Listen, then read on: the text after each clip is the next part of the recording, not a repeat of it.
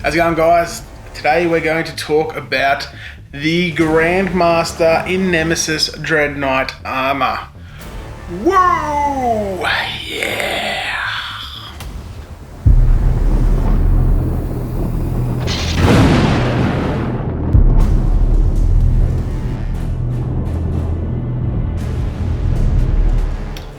How's it going, guys? Welcome back. So last week we did talk about, this week we're going to talk about the Nemesis Dreadknight Grandmaster.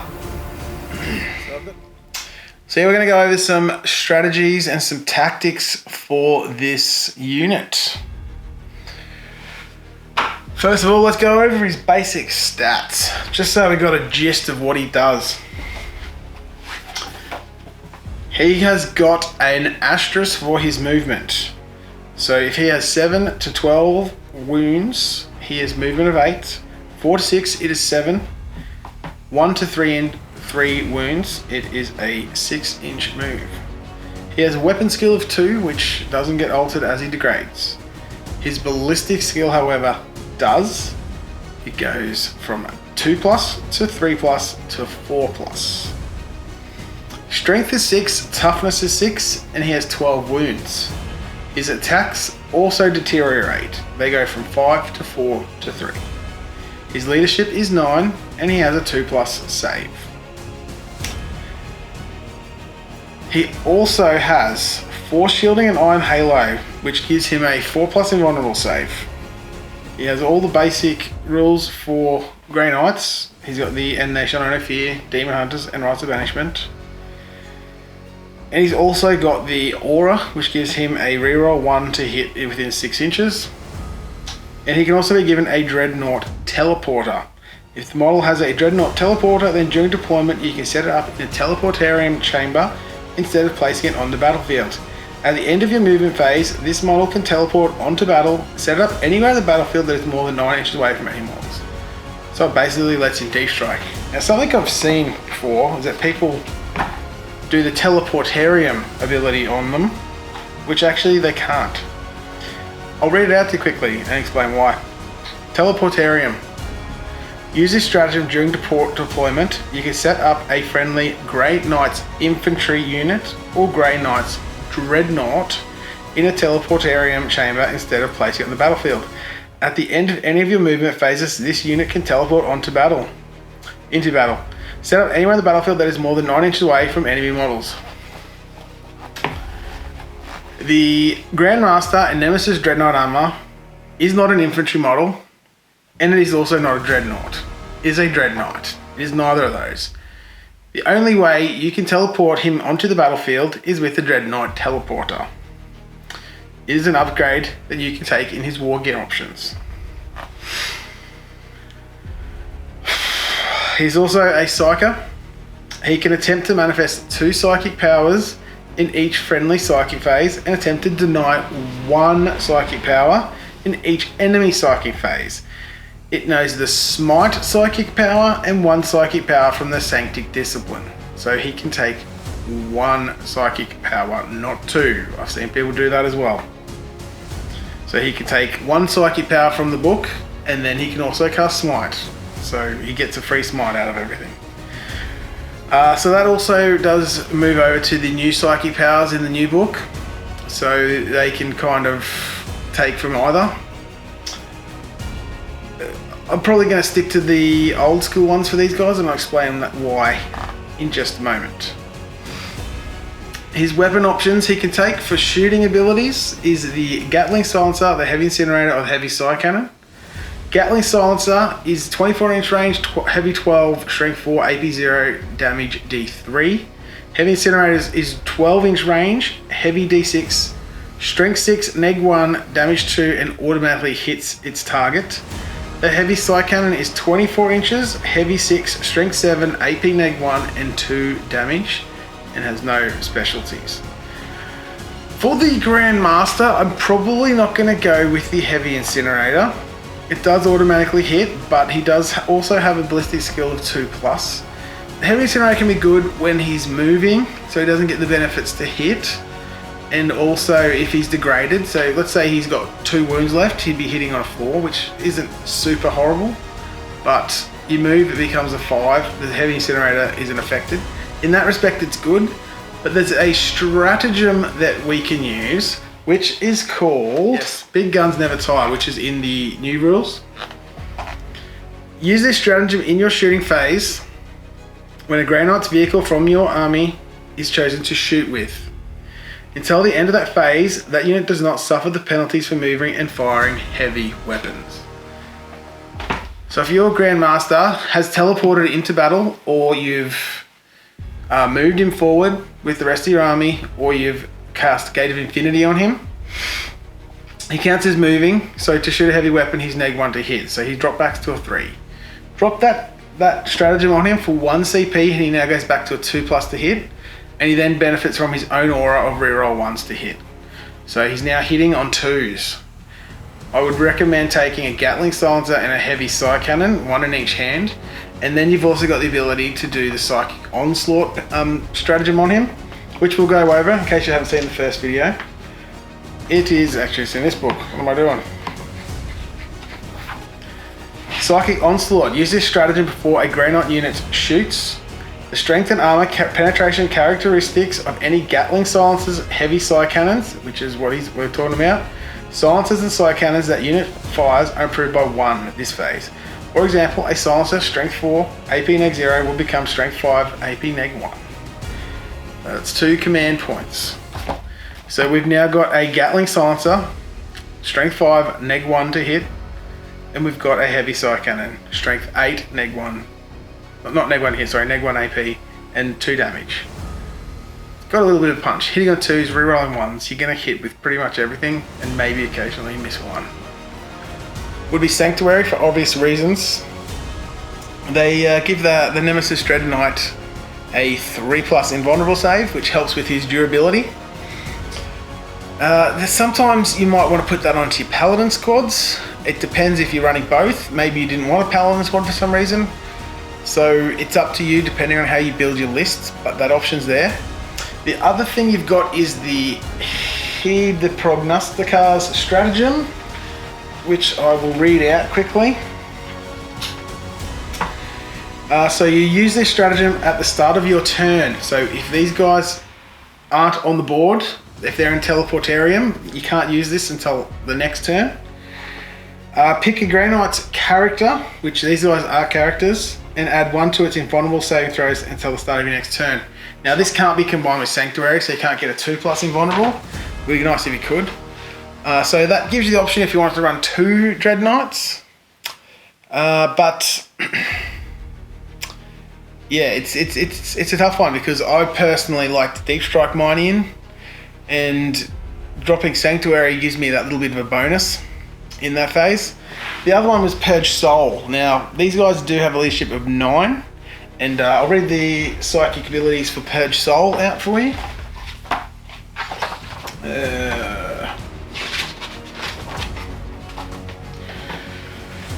Purge Soul has a warp charge value of 5.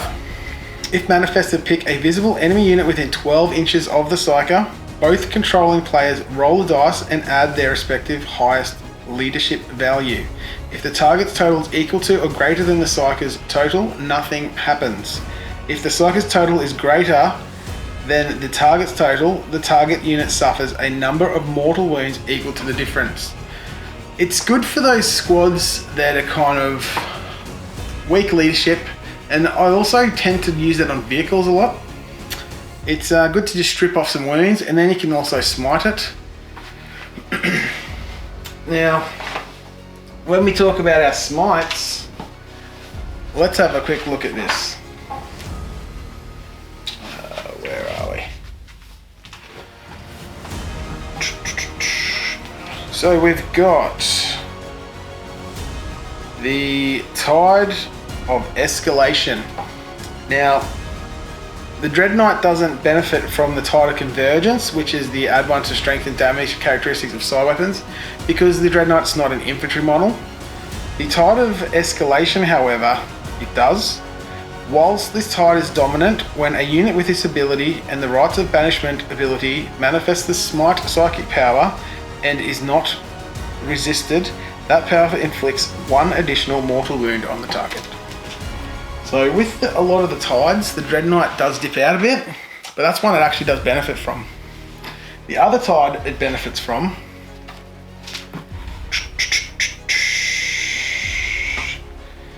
is the Tide of Shadows. Whilst this tide is dominant, a unit with this ability receives the benefits of cover to its saving throw, even while it's not entirely on or within a terrain feature. When resolving an attack made with a ranged weapon against a unit with this ability, while it is entirely on or within a terrain feature, subtract 1 from the hit roll. So what this does is it gives our Dreadknight a 1+ save. That is nothing to be sniffed at. Now, Tide of Shadows I tend to use early in the game if I'm going second. So by the time the Dreadknight comes in, it's usually business time. One that's a bit of a shame is the Tide of Fury. And that's the one that affects the Nemesis weapons. It's only infantry models. But there is a way around that, which is a very special stratagem called Overwhelming Assault. Use this stratagem in the fight phase. Select one Nemesis Dreadknight unit from your army. Until the end of the phase, add 1 to the attack's characteristics of that unit. And when resolving an attack made by a model in that unit, you can reroll a wound roll of 1. And you can reroll a damage roll of 1. So that is a stratagem which kind of gives us the Tide of Fury, which is kind of cool. It's kind of one of those things you can use in a turn where the rest of your army isn't. And that's kind of where I would use the Nemesis Dreadknight. I would take him for a unit that can do things out of tide that other units can't do. So if the rest of your army's focusing on the shooting phase for the turn, the Nemesis Dreadknight can drop that strat and focus on the assault phase. If the rest of your army's focusing on smiting, the Dreadknight can join in and smite with them. And then he's also got the benefit of having the extra damage on his shooting abilities. If you wanted to have the rest of your army focusing on the melee side of things, the Dreadknight can drop that stratagem and join with them. And if the rest of your army's hiding and trying not to die, he can be extra durable and then run in and cause havoc as well. He's best used as a kind of harassing unit, and that's just where he just loves to be. So let's go over his close combat abilities. So we've got the Overwhelming Assault, so keep that in mind when we go over this. So his top level of attacks would be 5, so that would bump it up to 6. Now he is a Space Marine as well, so when he charges he gets the additional attack on the charge, so that would bump him up to 7 attacks at full bracket. So we've got our Dread Fist, which is melee obviously, times 2 strength, which takes him up to strength 12. It's AP neg 3 and damage D3. If a model is equipped with 2 Dread Fists, each time it fights it can make 1 additional attack with them. So that means he's now swinging with 8 attacks with the stratagem and charging, which I'm pretty pumped with. Strength 12 is good. And then he's also re-rolling 1s to wound and re-rolling 1s to hit. So he's got all those attacks that are 2+, re-rolling the 1s to hit from himself. Then most things damage, strength 12. You go wounding on 2s with re-rolling 1s to wound. And then you got your little D3 damages, which re-rolling 1s to damage. Usually you're going to be getting 2 or 3. Sometimes you might re-roll 1 twice, but that's just the nature of the beast. The next weapon is the Nemesis Demon Great Hammer. It's a melee weapon, obviously. It is damage times 2, AP neg 4, damage 6. So it's basically a little bit better at hitting. Well, not so much hitting, but as causing a bit more pain on your opponent than the Dread Fist. But when this model attacks, you must subtract 1 from the hit roll. And a damage roll of less than 3 counts as 3 for this weapon. This weapon does sort of lose out a little bit with that other ability, because re-rolling 1s to wound isn't going to do much because you're going to be on 3 anyways. The good thing is that if you do roll a 1, you can re-roll it and it maybe end up with a 5 or a 6 or 4. And the last one is the Nemesis Great Sword. It is +4 4 to strength, so he'll be strength 10. It's neg 3 and it's d6 damage, and it's no negative to hit modifiers. So I actually like this one probably the best as an all-rounder. Most things, strength 10, you're still going to be wounding on 2s. So you come into combat, hit on 2s, re-rolling hits, wound on 2s, re-rolling wounds, damage d6, re-rolling 1s. More often than not, you're going to be getting 2+ damage from 7 attacks on the charge, which makes him an absolute monster. So that kind of summarizes the Nemesis Dreadknight. I hope you guys can sort of figure out some ways to get some strategies going to get him into your lists, and have fun with him. So if you like this video, give us a like. If you didn't like this video, give me a thumbs down. Either way, you should hit the subscribe button, and I'll see you all with another video next week. Thank you, and good night, or good day, or good afternoon, or whatever. See you later.